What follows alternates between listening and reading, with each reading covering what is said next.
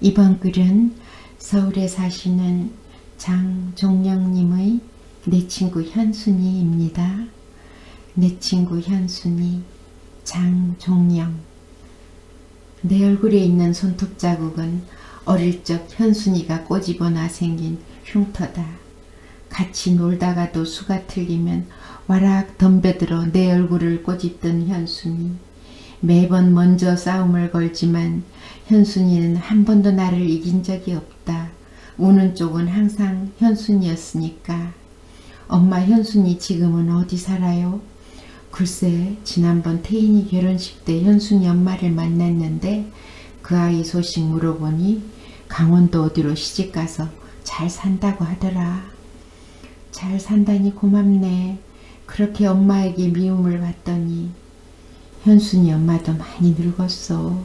정월에 현순이 엄마를 시장에서 만났는데 현순이가 메주를 보내줘 장 담그려고 소금을 사러 나왔다고 하면서 현순이가 메주가 들어있는 상자 속에 용돈도 넣어 보냈다고 자랑하더라. 크크, 왜 웃냐? 비웃는 거야, 엄마. 현순이는 아랫집, 나는 윗집, 우리는 소꿉친구다. 눈만 뜨면 현순이는 나를 부르고 나는 현순이를 불러 둘은 깨진 그릇에다가 흙을 담아 밥을 하고 풀을 뜯어 진수성찬을 차린 생애에 처음 만난 친구다. 그 아이는 할아버지와 할머니, 아버지, 어머니, 그리고 위로는 오빠가 있었고 아래로는 여동생이 있었다. 엄마, 현순이네가 어릴 땐 잘 살았지? 잘 살았지. 할머니 살아계실 때는 산도 있고 논도 열댓맞이기에 밭도 몇천 평 있던 알부자였지. 현순이 할머니가 부지런하시고 알뜰하셔서 곳간이 늘 그득했다. 맞아, 엄마. 우리는 손님이 나오면 먹을 수 있는 고등어 구이와 김구이, 기름이 잘 흐르는 흰 쌀밥이 현순이네는 항상 밥상 위에 놓여 있었던 것 같아. 너는 별걸 다 기억한다, 얘. 그러게. 부러울 것이 없던 현순이네 집. 아들 하나 낳으시고 곳간의 빈 공간을 가득 채우면서 대대로 부가 이어지기를 바라던 할머니는 며느리가 아들, 딸 서너 명을 낳았어도 곳간 열쇠를 맡기지 않으셨다. 자신의 영역에 침입을 불허한 꼬장꼬장한 할머니는 그날도 여느 날과 마찬가지로 저녁 잘 잡수신 뒤 허리춤에 찬 열쇠 꾸러미를 그대로 차고 숨을 거두셨다. 3일 후 할머니는 꽃상여를 타고 자신의 선산에 묻히셨다. 내가 현순이네 집에 가면 벽장 속에서 엿을 꺼내어주며 현순이 동무왔네, 싸우지 말고 정답게 놀아라 하시면서 웃어주던 할머니. 그분 가신 뒤로 현순이네 집은 어른들이 자꾸 싸웠다. 엄마, 현순이 할아버지는 왜 양잿물을 마셨어? 곳간 열쇠 때문이지.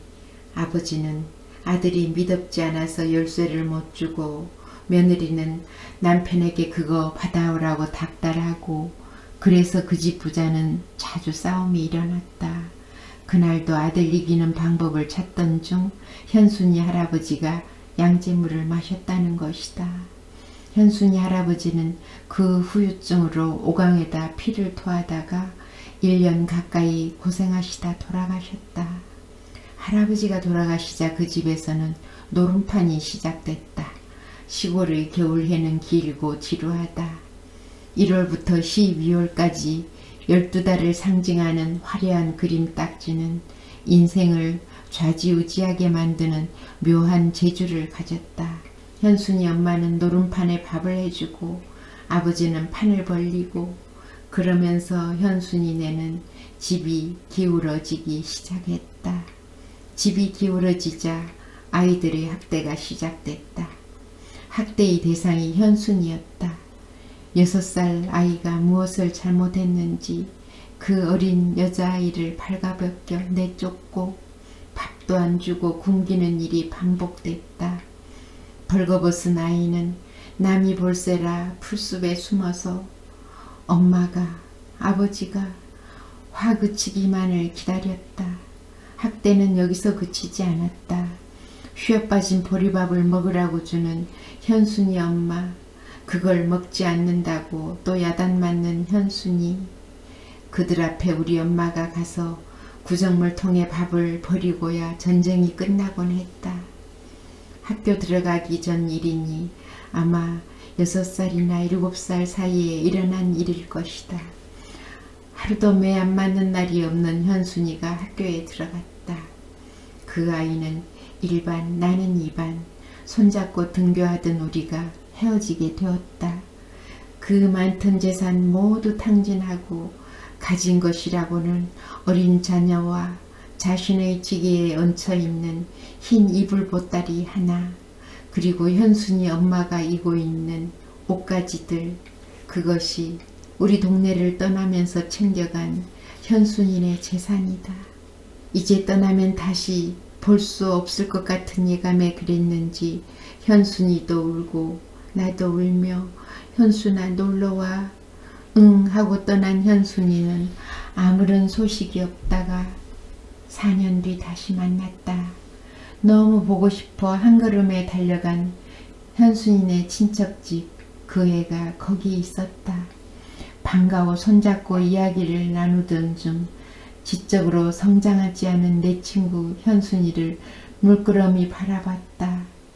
1학년 1학기 끝나고 아버지는 현순이를 서울에 사는 어떤 집에 식모살이를 보냈다고 했다.